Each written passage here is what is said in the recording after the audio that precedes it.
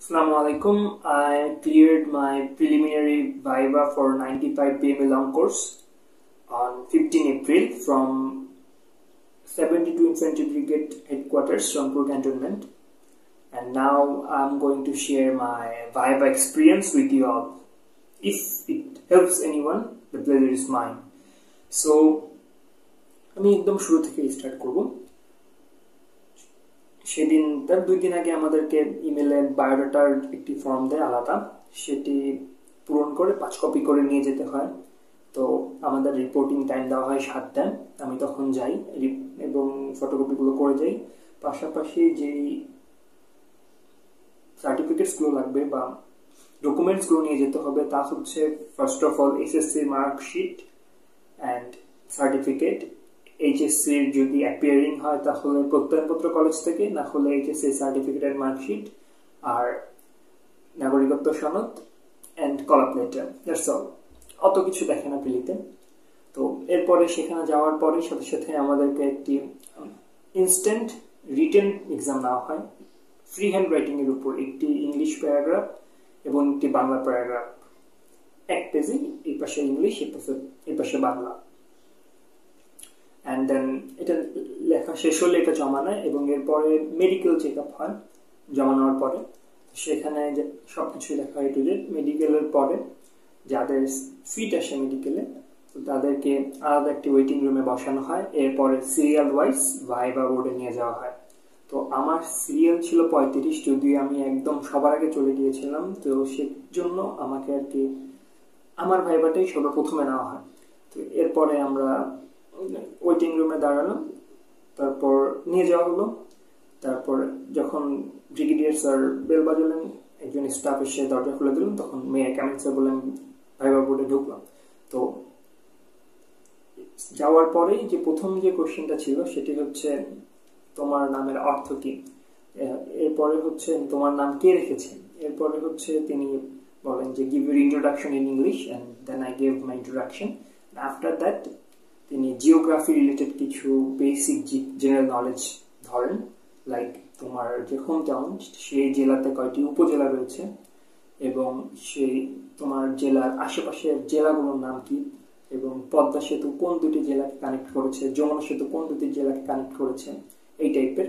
এবং আরো কিছু জিকে ধরা হয়, যেমন 7 জন বিশিষ্টের নাম কি, পাশাপাশি সব বেসিক জিনিস। এবং একাডেমিক থেকে আমাকে তেমন কিছু প্রশ্ন করা হয়নি। এর পাশাপাশি আমাকে এক্সট্রা যেটি করা হয়েছে সেটি হচ্ছে যে 72 ইনফ্যান্ট্রি ব্রিগেড হেডকোয়ার্টার্সের যিনি ব্রিগেডিয়ার জেনারেল ছিলেন হুমায়ুন কাইয়ুম স্যার, তিনি আর কি আমাদের কলেজের চেয়ারম্যান। তো আমাদের কলেজে উনি গত 9 তারিখে একটি সেশন নিয়েছিলেন। তো আমাকে সেই সেশন থেকেও কিছু প্রশ্ন করেন আলাদাভাবে। তো এটা হয়তো অন্য কারো কাছে লাগবে না। তো এটাই ছিল আমার এক্সপিরিয়েন্স। এরপরে ভাইবার শেষে আমাদেরকে আরেক জায়গায় ওয়েটিং এ রাখা হয় এবং মোটামুটি 4-5 ঘন্টা পরে যখন 30 জনের মতো এক হয়ে যায় তখন রেজাল্ট দিয়ে দেওয়া হয়। তো এটাই ভাইবাতে আমার মনে হয় the key here is confidence. If you answer wrong, it's alright, just be confident. Confidence is the key over here. Like আমার পাশের আরেকজন ছিলেন, তিনি 7 জন বিশিষ্টের একজনের নামও বলতে পারেন নাই, yet he get selected. Why? Because he was confident. So I think the key over here is the confidence. They just check your confidence. এবং এমনও আছে একজন এসে বললো যে তার একাডেমিক থেকে প্রশ্ন করেছে কিন্তু সবই পেরেছে একাডেমিক থেকে, still he was not selected. So এমন না যে আপনাকে সব পারতেই হবে অথবা আপনি শুধু সব পারলেই আপনি সিলেক্টেড হয়ে যাবেন। That's not like that. It's completely different thing. They judge you on your appearance, your verbal fluency, how you react to a question, how you handle a pressure of situation. That's all.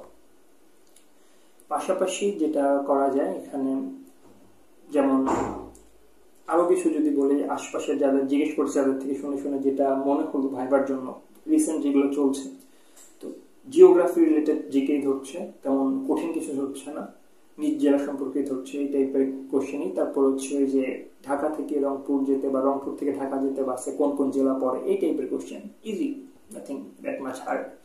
So this was all. এবং if I want to give you any kind of advice, my advice will be only just be confident. Whatever you speak, জিজ্ঞেস করা হোক, কোনোভাবে nervous হওয়া যাবে না, confidently tackle করতে হবে সিচুয়েশনটাকে। পাশাপাশি কিছু কমন কোয়েশ্চেন যেগুলো সবাইকে ধরা প্রায়, যেমন introduce yourself in English and why do you want to join army, why not the other two forces, এই টাইপের কোয়েশ্চেনের প্রিপারেশন নিয়ে গেলে আর পাশাপাশি কিছুটা মানে নিজের মতো থাকলে that's enough for it. I think এত হার্ড কিছু না, তারা শুধু দেখে তাদের ভার্বাল ফ্লুয়েন্সি আছে কিনা, যেটা আগে বললাম, এবং টার্ন আউট মেইনলি আর কি, ড্রেস আপ যেটা, এসব, আর ওভারঅল স্মার্টনেস, মেইনলি এসব কিছু যদি ঠিক থাকে তাহলে ইনশাআল্লাহ হয়ে যাবে। And that was all for today, and I will also share a video about how I took preparation for 95 PMA written exam, and if that helps, that's also my pleasure. That's all. Thank you for watching.